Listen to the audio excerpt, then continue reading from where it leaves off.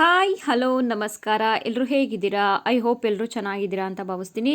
ಇವತ್ತು ತುಂಬ simple and ಟೇಸ್ಟಿಯಾಗಿ ಮನೆಯಲ್ಲಿ ಮಾಡಿರುವಂತಹ ಶಾವಿಗೆಯ ಒಂದು ಉಪ್ಪಿಟ್ಟನ್ನು ಯಾವ ರೀತಿಯಾಗಿ ಮಾಡೋದು ಅಂತ ತೋರಿಸ್ಕೊಡ್ತೀನಿ. ಇದು ಒಂದು ಡಯಟ್ ಫುಡ್ ಅಂದರೆ ತಪ್ಪಾಗಲಿಕ್ಕಿಲ್ಲ. ಇದರ ಒಂದು ಜೊತೆಗೆ ಒಂದು ಬೌಲ್ನ ಫ್ರೂಟ್ಸ್ನು ನಾನು ಆ್ಯಡ್ ಮಾಡಿಕೊಂಡು ಇವತ್ತಿನ ಒಂದು ಬ್ರೇಕ್ಫಾಸ್ಟ್ ರೆಸಿಪಿನ ನಿಮ್ಮ ಜೊತೆಗೆ ನಾನು ಶೇರ್ ಮಾಡ್ಕೋತಾ ಇದ್ದೀನಿ. ಇದು ಮನೆಯಲ್ಲೇ ಮಾಡಿರುವಂತಹ ಶಾವಿಗೆ ಅಂದರೆ ಇದರ ಒಂದು ಅಂದರೆ ಗೋಧಿಯನ್ನು ಓವರ್ನೈಟ್ ನೆನೆ ಹಾಕಿ ನೆರಳಲ್ಲೇ ಒಣಗಿಸಿ ಜೊತೆಗೆ ಅದನ್ನು ಮಿಷನಲ್ಲಿ ಹಿಟ್ಟು ಹಾಕಿಸ್ಕೊಬಂದು ಆ ಒಂದು ಹಿಟ್ಟನ್ನು ಚೆನ್ನಾಗಿ ಬಟ್ಟೆಲಿ ಸಾಣಿಸಿ ಅದರಿಂದಾಗಿ ಮಿಷನಲ್ಲಿ ಮಾಡಿಸಿರುವಂತಹ ಒಂದು ಶಾವಿಗೆ. ಅಂಗಡಿಲಿ ಸಿಗುತ್ತಲ್ಲ ಆ ಒಂದು ಶಾವಿಗೆಗಿಂತ ಇದರ ಒಂದು ಶಾವಿಗೆ ಬಸಿಯೋದಾಗಿರ್ಬೋದು ಅಥವಾ ಶಾವಿಗೆ ಉಪ್ಪಿಟ್ಟು ಶಾವಿಗೆ ಪಾಯಸ ತುಂಬ ಟೇಸ್ಟಿಯಾಗಿರುತ್ತೆ. ಅಂದರೆ ಏಕೆಂದರೆ ಮನೇಲೇ ಮಾಡಿರುವಂಥ ಒಂದು ಹಿಟ್ಟಿನಿಂದ ಈ ಒಂದು ಶಾವಿಗೆ ಒಂದು ಉಪ್ಪಿಟ್ಟನ್ನು ಮಾಡ್ತಾ ಇರ್ಬೋದು. ಶಾವಿಗೆ ಉಪ್ಪಿಟ್ಟಿಗೆ ನಾನು ಮೊದಲೇದಾಗಿ ಒಂದು ಬೌಲಷ್ಟು ಅಂದರೆ ಒಂದು ದೊಡ್ಡ ಬೌಲಷ್ಟು ನಾನು ಶಾವಿಗೆ ತೊಗೊಂಡಿದ್ದೀನಿ. ಅದನ್ನು ಚೆನ್ನಾಗಿ ಫ್ರೈ ಮಾಡ್ಕೋಬೇಕು. ಜೊತೆಗೆ ಶಾವಿಗೆ ಉಪ್ಪಿಟ್ಟಿಗೆ ತುಂಬ ಸಿಂಪಲ್ಲಾಗಿ ಏನು ನಾರ್ಮಲ್ ಉಪ್ಪಿಟ್ಟಿಗೆ ಬಳಸ್ತೀವೋ ಈರುಳ್ಳಿ, ಟೊಮೊಟೊ, ಹಸಿಮೆಣಸಿಕಾಯಿ, ಕೊತ್ತಂಬರಿ ಸೊಪ್ಪು ಮತ್ತು ಕರಿಬೇವು ಜೊತೆಗೆ ಕಡಲೆಬೇಳೆ, ಸಾಸಿವೆ, ಜೀರಿಗೆ, ಸ್ವಲ್ಪ ಮೆಂತ್ಯಕಾಳನ್ನು ಸಹ ತೊಗೊಂಡಿದ್ದೀನಿ. ಮೊದಲೇದಾಗಿ ನಾವು ಈಗ 4 ಜನಕ್ಕೆ ಆಗುವಷ್ಟು ಒಂದು ಉಪ್ಪಿಟ್ಟನ್ನು ನಾನು ರೆಡಿ ಮಾಡ್ಕೋತಿದ್ದೀನಿ. ಇದನ್ನು ಮೀಡಿಯಮ್ ಫ್ಲೇಮಲ್ಲಿ ಮೊದಲು ಶಾವಿಗೆನ ಚೆನ್ನಾಗಿ ಫ್ರೈ ಮಾಡ್ಕೋಬೇಕು. ನಾನಿಲ್ಲಿ ಆಯಿಲ್ ಹಾಕಿಲ್ಲ. ಇನ್ ಕೇಸ್ ಆಯಿಲ್ ಹಾಕಿ ಬೇಕಿದ್ರೆ ನಾವು ಹುರ್ಕೋಬೋದು, ನೋ ಇಶ್ಯೂ.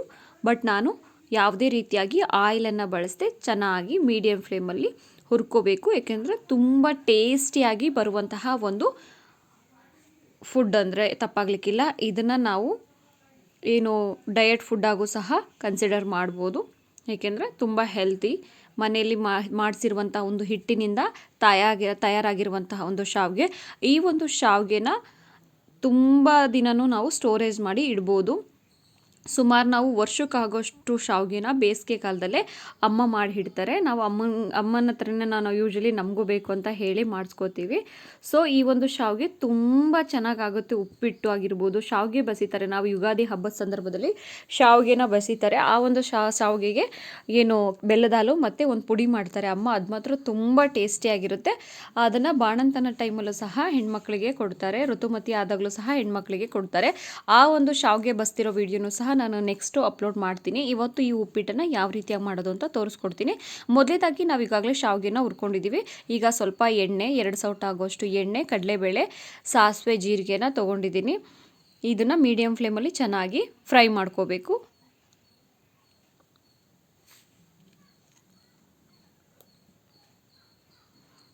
ನೋಡ್ತಾ ಇದ್ದೀರಲ್ಲ, ಚೆನ್ನಾಗಿ ಫ್ರೈ ಆಗ್ತಾ ಇದೆ.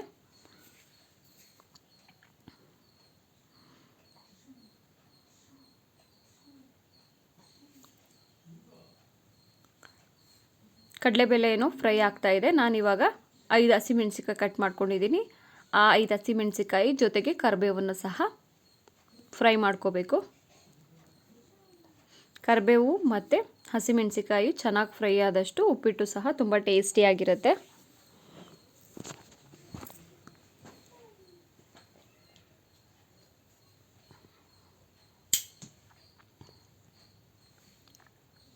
ನೋಡಿದ್ರಲ್ಲ ಯಾವ ರೀತಿಯಾಗಿ ಫ್ರೈ ಆಗ್ತಾ ಇದೆ ಅಂತ. ಸೇಮ್ ಉಪ್ಪಿಟ್ಟು ಯಾವ ರೀತಿಯಾಗಿ ಮಾಡ್ತೀವೋ ರವೆ ಉಪ್ಪಿಟ್ಟು ಅದೇ ಮೆಥಡಲ್ಲೇ ಮಾಡಬೇಕು. ಬಟ್ ಇಲ್ಲಿ ಮೇಯ್ನಾಗಿ ಶಾವಿಗೆ ತುಂಬ ಇಂಪಾರ್ಟೆಂಟ್ ಆಗುತ್ತೆ.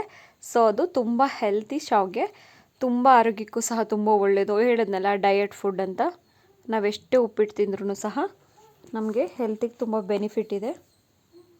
ನೋಡಿದ್ರಲ್ಲ, ಕರಿಬೇವು ಮತ್ತು ಈರುಳ್ಳಿ ಮೀಡಿಯಮ್ ಫ್ಲೇಮಲ್ಲಿ ಚೆನ್ನಾಗಿ ಫ್ರೈ ಆಯಿತು. ನಾನಿವಾಗ ಒಂದು ಕಟ್ ಮಾಡ್ಕೊಂಡಿರೋ ಈರುಳ್ಳಿ ತೊಗೊಂಡಿದ್ದೀನಿ. ನೋಡಿದ್ರಲ್ಲ,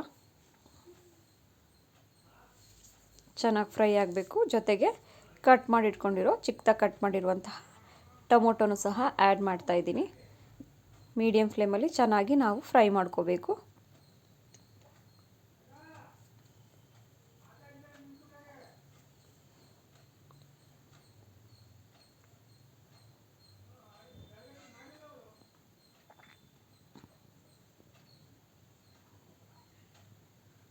ತುಂಬ ಸಾಫ್ಟಾಗಿ ಹಸಿ ವಾಸನೆ ಹೋಗಬೇಕು ಈರುಳ್ಳಿ ಮತ್ತು ಟೊಮೊಟೊ.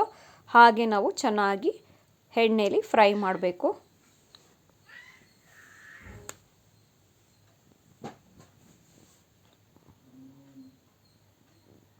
ನಾನಿಲ್ಲಿ ರುಚಿಗೆ ತಕ್ಕಷ್ಟು ಉಪ್ಪನ್ನು ಆ್ಯಡ್ ಮಾಡ್ತಾ ಇದ್ದೀನಿ.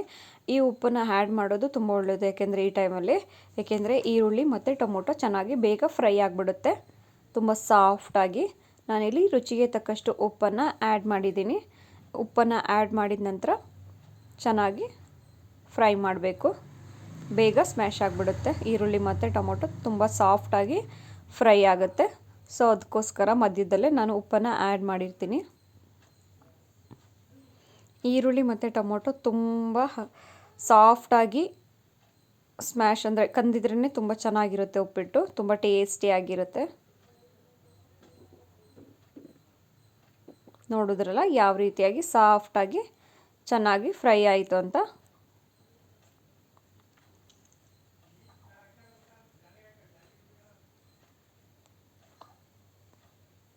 ನಾನಿಲ್ಲಿ ನೀರನ್ನು ಆ್ಯಡ್ ಮಾಡ್ತಾ ಇದ್ದೀನಿ.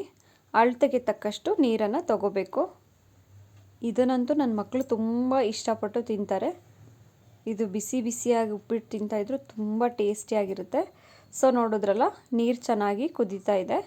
ನೀವೀಗ ಹುರಿದಿಟ್ಟಿರುವಂತಹ ಒಂದು ಶಾವಿಗೆನ ಆ್ಯಡ್ ಮಾಡ್ಕೋಬೇಕು.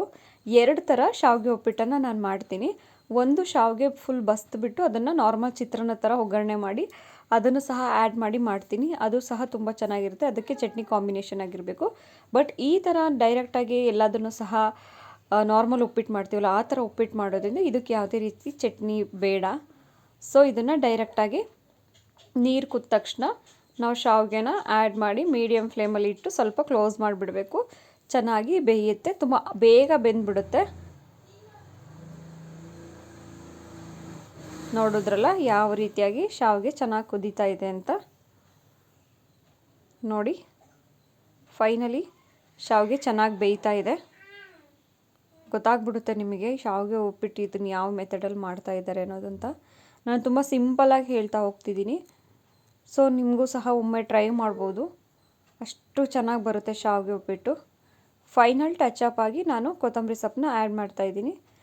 ಯೂಶ್ವಲಿ ಟಿಫನ್ ಏನೇ ಮನೇಲಿ ಬ್ರೇಕ್ಫಾಸ್ಟ್ ಮಾಡ್ತಾ ಇದ್ದಾರೆ ಅಂದರೆ ಸ್ವಲ್ಪ ಕೊತ್ತಂಬರಿ ಸೊಪ್ಪು ನಾನು ಜಾಸ್ತಿ ಆ್ಯಡ್ ಮಾಡ್ತೀನಿ. ನಂಗೆ ತುಂಬ ಇಷ್ಟ, ಮತ್ತು ಹೆಲ್ದಿಗೂ ಸಹ ಹೆಲ್ತ್ ಪರ್ಪಸಲ್ಲಿ ನಾನು ತುಂಬ ಆ್ಯಡ್ ಮಾಡ್ತಾ ಇರ್ತೀನಿ. ನೋಡಿದ್ರಲ್ಲ, ಬಿಸಿ ಬಿಸಿಯಾದಂತಹ ಹೋಮ್ಮೇಡ್ ಶಾವಿಗೆ ಉಪ್ಪಿಟ್ಟು ರೆಡಿ ಆಯಿತು. ತುಂಬ ಟೇಸ್ಟಿಯಾಗಿರುತ್ತೆ, ಹೆಲ್ದಿ ಫುಡ್ಡು, ಜೊತೆಗೆ ಒಂದು ಡಯಟ್ ಫುಡ್ ಅಂತೂ ತಪ್ಪಾಗಲ್ಲ. ತುಂಬ ಟೇಸ್ಟಿ ಹೆಲ್ದಿಯಾದಂತಹ ಮನೇಲೇ ಮಾಡಿರುವಂತಹ ಹೋಟೆಲ್ ಸ್ಟೈಲ ಶಾವಿಗೆ ಉಪ್ಪಿಟ್ಟು ರೆಡಿ ಆಯಿತು. ಹೋಟ್ಲಲ್ಲೂ ಯಾವ ಹೋಟ್ಲಲ್ಲೂ ಸಹ ಈ ಥರ ಶಾವಿಗೆ ಉಪ್ಪಿಟ್ಟು ಮಾಡಲ್ಲ. ನಾನು ಹೇಳಿದ್ನಲ್ಲ ಇನ್ನೊಂದು ಮೆಥಡಲ್ಲಿ ಶಾವಿಗೆನ ಬಸ್ದುಬಿಟ್ಟು ಮಾಡ್ತಾರೆ ಅಂತ, ಆ ಥರ ಮಾಡ್ತಾರೆ. ಬಟ್ ಈ ಥರ ಮಾಡೋದಿಲ್ಲ. ಸೊ ಒಮ್ಮೆಗೂ ಸಹ ನೀವು ಥರ ಟ್ರೈ ಮಾಡಿ, ನೀವು ಸಹ ಈ ಒಂದು ಫುಡ್ನ ಫಾಲೋ ಮಾಡಿ, ಜೊತೆಗೆ ಒಮ್ಮೆ ಟೇಸ್ಟ್ ಮಾಡಿ ನೋಡಿ. ನೀವು ಸಹ ಮನೇಲಿ ಒಮ್ಮೆ ಟ್ರೈ ಮಾಡಿ. ಮತ್ತೆ ಮುಂದಿನ ವಿಡಿಯೋದಲ್ಲಿ ಸಿಗ್ತೀನಿ.